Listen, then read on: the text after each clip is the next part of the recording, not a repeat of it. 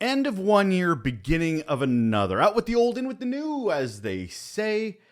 You know what? Honestly, it's a great time to reflect. It's a great time to be hopeful. It's a great time to think about the year that has passed and the year anew. So why should this episode be any different? I've noticed some things. 3 things that I really want to highlight that have really, well, I think we need to take the right step towards in the year ahead. And also, there's some things that are making me really, really hopeful. It's going to be a very special episode of Relationships at Work. Hold on.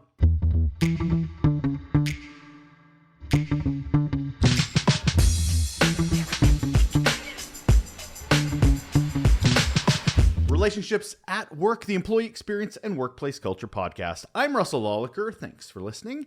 I appreciate it every single time. As I mentioned off the top, there's some things we're going to get into in this episode. It's going to be a solo episode, all me. Hopefully you don't turn off the minute I say that. Needless to say, it's an interesting thing when you start a podcast on a particular topic. This, of course, being employee experience, workplace culture, leadership. You start paying a lot more attention to the world around you, the conversations you have, red flags, green lights, everything that's going well, everything that's going bad. You're overly sensitive to it because you're in it. You're talking to people all the time about it. So there's been a few things that I wanted to highlight that I'm like, I think we should start focusing on these. They're small, little tactics, little mindset shifts that I really think would benefit for us in organizations. And I've seen some things that are going to be hopeful. Some things, some signs where I'm like, you know what? Maybe all is not lost. Maybe we are on the right track here. But you know what? I can't do any of it without starting with the gratitude. Because this podcast started in January of 2022. I hadn't done podcasts for a while, or at least I'd been doing some internal ones. I'd been doing some movie ones. But I hadn't done ones around relationships and experience. I'd previously done one about customer service. 2 actually, in fact, with varying degrees of success. Loved doing them, but this was my first foray into employee experience. And I could not have grown, learned, just been fed great ideas if it weren't for you. So whether you're following us on Instagram, LinkedIn, Facebook groups, or you're just a friend of mine that just is kind of curious about what I'm up to these days, thank you. Thank you so much for opening up your ears and your mind to learning a little something from some of the most amazing guests we've had. Also, if you've subscribed to the newsletter, thank you for that. Thank you. It is this little bubble of, well, I guess resources that I found and thoughts that I have that I don't share anywhere else. So thank you for subscribing to Raw Notes. It's a special little thing for me. So thank you very much for that. Speaking of special, have you seen the guests I've had on this show? There's also where my gratitude lies. Amazing guests. Phenomenal. When I first started this thing, I reached out to 2 women who had sort of been in my circle when it came to customer service and communications, but their focus and their love is easily transferable into the employee experience. That's Leslie O'Flahavan and Kate Nasser. Brilliant people. I reached out. They didn't even blink. They're like, absolutely sign me up. How can I help? And if you're going to start a podcast and you've got guests and you want to start on the right foot, you could not do better than Leslie and Kate. Phenomenal people. I could not be happier. And the thing is that just grew because once you you have the right footing and people see the kind of guests that you're attracting and the kind of topics you're talking about, they want to be part of it. And of course, guests that have a really good time also recommend people. Annette Franz brought on Greg Lederman. Dr. Robin Petrie Guzman brought on Katie Razul. You learn from great people and they know great people, which has just helped the podcast flourish and flourish and flourish. So gratitude to the listeners, gratitude to my guests, gratitude to those guests that are supporting with other guests. A big thank you. I don't know if you're feeling as warm and fuzzy as I am, but if you're going to wrap up the year, the best thing you can do is just drop gratitude all over it. So thank you, all the thank you. So for those that have been listening to the podcast over the last year, I've dropped a little hints and I've touched on our origin story a little bit. And I want to dig into it a little bit more here so you just understand where I'm coming from. I've been in the space of customer service for about a decade. I had not a podcast, but I had a blog called The Upsell for well over a decade. Really interesting having a blog that was one of its first of its kind, actually, that sort of called out brands for being kind of shitty. I know some organizations, some big organizations, my blog was one of the first times they were kind of called out and they didn't really quite know what to do with it. It was interesting as an experiment and building relationships with those brands as they reached out to me and I reached out to them to talk further. Great experience. Absolutely. But the funny thing is I've never been a customer experience person. Never, ever, never, never, never. I'm a people person.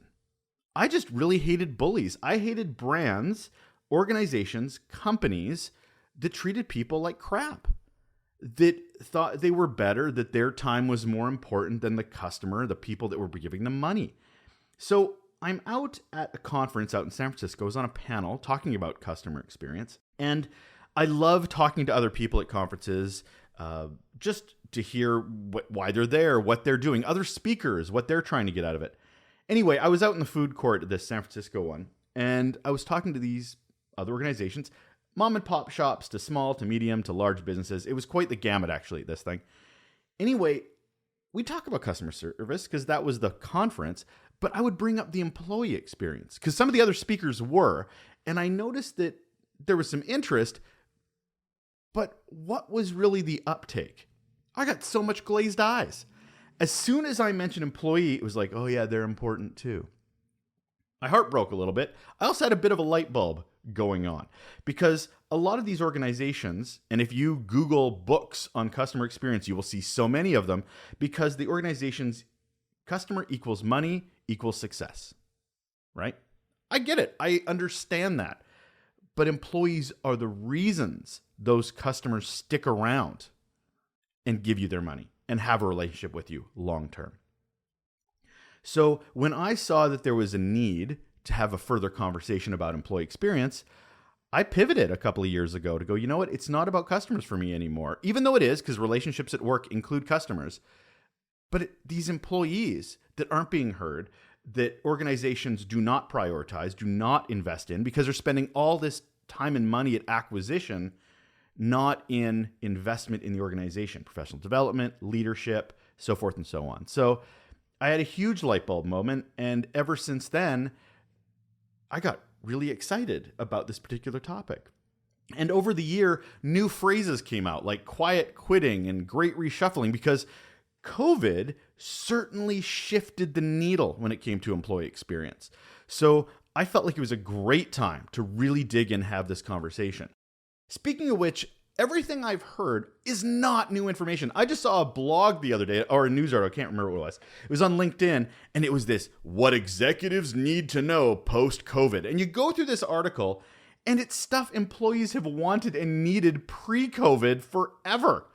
But for whatever reason, suddenly they think this is the most amazing thing, this awakening of COVID. No, we've just had so many shitty leaders that they haven't realized how important it is to invest in employees.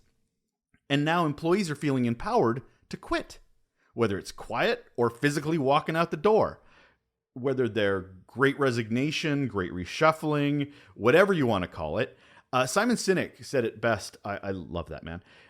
He said it that he actually likes these new terms. Even though they're old problems, he likes the new terms because all that means is renewed focus on things that should get more focus. And I'm happy to see the rise of great leaders. I am happy to see these conversations happening more of. I'm going to shut up on that though, because I want to get into the purpose of this podcast, which is a bit of looking back on the year of what I feel we need to do a bit more of, and looking at the future of what I'm really excited for. So of the three things that I've definitely this needs to happen. It's a small thing, but it needs to happen. And it will have big impacts. Okay.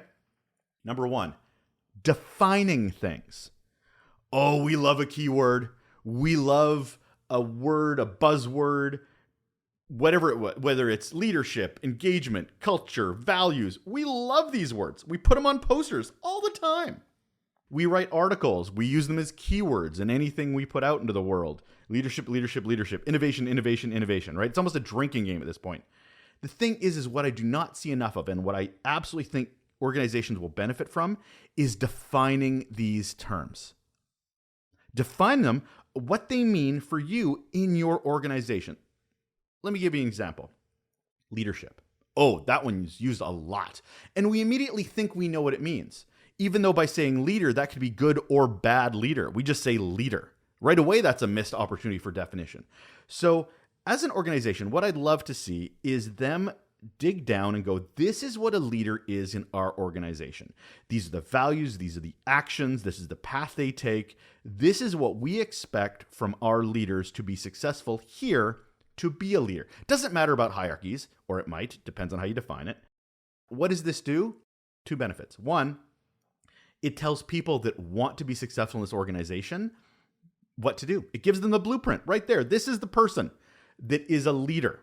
This is the person you should emulate. This is the path you should follow. Congratulations. It also tells the people, oh, I don't want to be, that's what you think a leader is? I want nothing to do with that. I am out of here. It tells them that they may need to leave the organization because it's not a right fit for them. And that's good too. That's good for the organization and that's good for the individual. Define your terms. Because really, we don't know what you're talking about until you do. Diversity is another one that drives me nuts because organizations don't want to actually define it, but they certainly want to talk about it. Another thing, number two, not focusing on the source. Oh, organizations, stop focusing on the symptom, start focusing on the disease. Right? We do it all the time. Venting. Oh, that person and that in that all staff meeting, stand up, whatever, they're venting, they're angry, they're passionate, they're so pissed off. And I've seen so many leaders, so many executives look at that person and go, oh, well, that person's obviously pissed. Oh, they're a crazy person. I put that in air quotes. They're a crazy person. We shouldn't listen to them. Without asking questions like, why are they getting that angry? What kind of leader do they have that they report to that doesn't feel like they're listening? That they don't feel like they're listened to? What is the source of the venting? Not the venting. What is the source of it? Venting is a way for executives or leaders to dismiss a person they don't want to listen to. It's a problem they don't want to address. It's truth in the room, or it's not, but you can't ignore it because it's right there. What is the environment that venting was created in? And what do you have to do about that? What is your impact? You may have hired the person that they report to and is doing a horrible job listening to them and supporting them and giving them the tools they need. Other things, high turnover. Why are people leaving? Oh, let's give them more money. That's not the problem. Focus on the disease, not the symptoms. We need to focus on the source of problems, not how those problems show up in the organization. Number 3, long-term impacts. So I've done this podcast now, we're almost at 50 episodes. And the first question I ask every one of my guests is, what's your best or worst employee experience? Here's the reoccurring theme. Number 1, it always involves a leader, good or bad. And it's always from decades ago. Which demonstrates to you leaders have unbelievable impact, good and bad, to those around them. To the point where it's decades, the ripples in the pond. This gets to 10, 20, 30, 40 years later, people are still going, oh, that one person, they did that one thing and I'm still pissed. They carry it around with them like they were stood up at prom. It is impactful. As leaders, you have to understand how your relationships are at work. Your inactions, your actions, what you say, what you don't say, how you support, how you don't support, it all matters. And just because you're at work doesn't mean that's where those ripples stay. They take that home with them. They keep it, they nurture it, they foster it. good or bad. And I'm sorry to say, most of the ones people carry are bad. So of the three things I'd like to see organizations do a lot better at is, number one, define what we're even talking about when we talk about changing things, improving things. What are we talking about? What is your glossary of terms as it relates to your organization? Because it will be different than for another organization. Don't use generic terms. Use terms that matter to you and that will matter to your employees. Not focusing on the source. What is the actual problem we're talking about here? Ask questions to get to that point. And last but not least, long-term impacts. Understanding that the work and the conversations and the reviews and the criticisms, everything you do has impacts long beyond the end of the workday. Here's what I'm hopeful for. I put it down to 3 as well. I want it quick and easy and things to remember.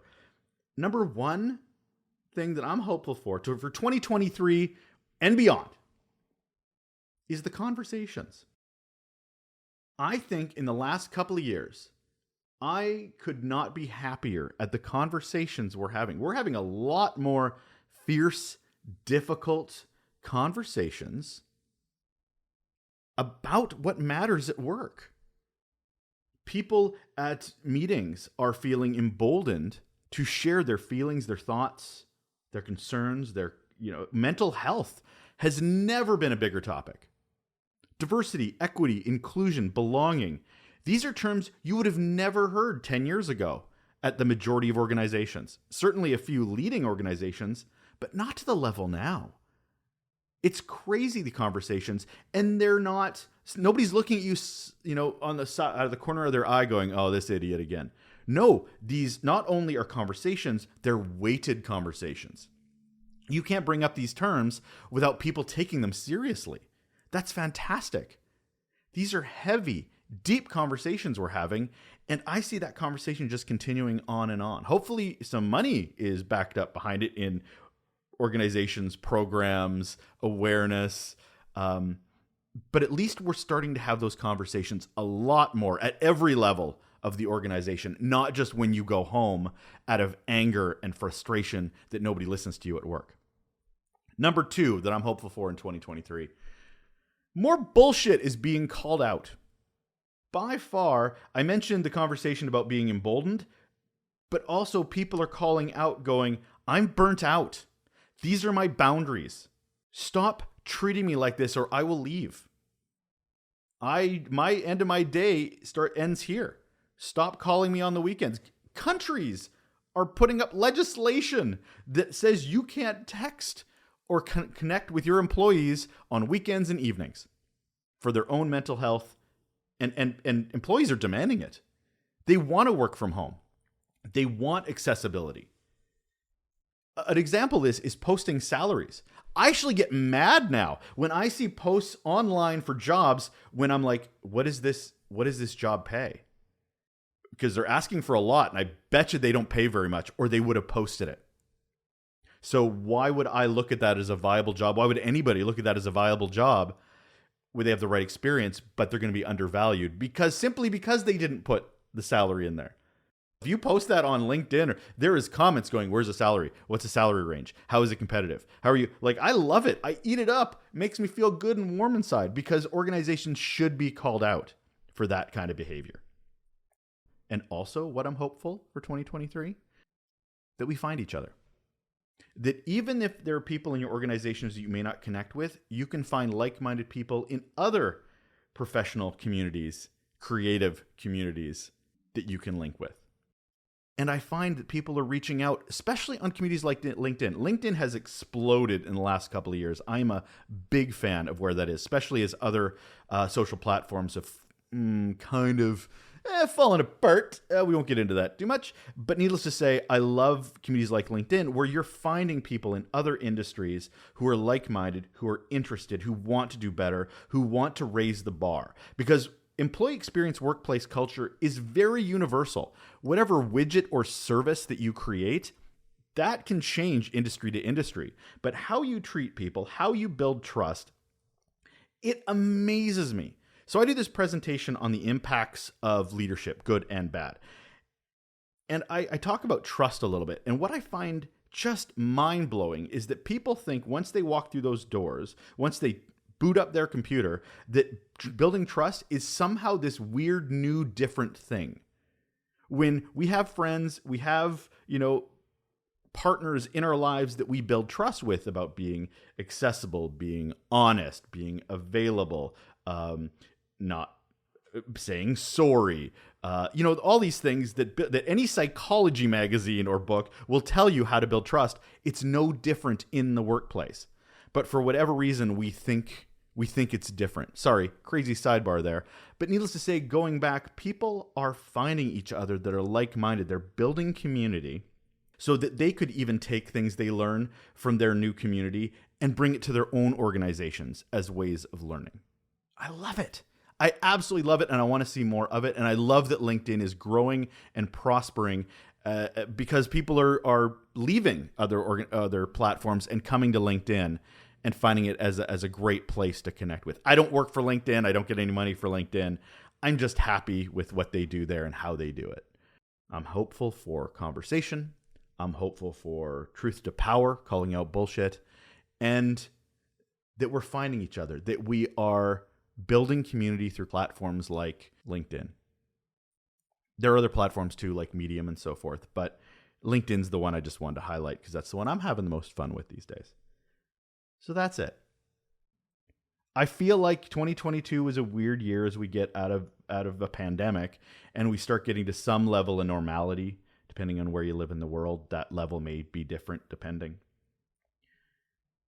But I love that the pendulum is shifting a lot more towards care, compassion, empathy. And as divisive as this world is, I love when we can start focusing more on the human skills, the things that connect us rather than divide us. And the workplace is a great place to do that in. And great leadership that is coming into power, that is getting an opportunity to flex their influence. This is a great time. This is a great time for you to show what you've learned and continue to learn as a continuous learner. Thank you so much for listening. I look forward to sharing. I appreciate you being along for the ride. I appreciate you prioritizing employee experience, workplace culture, and leadership and doing it right. And most of all, I appreciate you for prioritizing your relationships at work. I'm Russel Lolacher. Thank you so much for listening.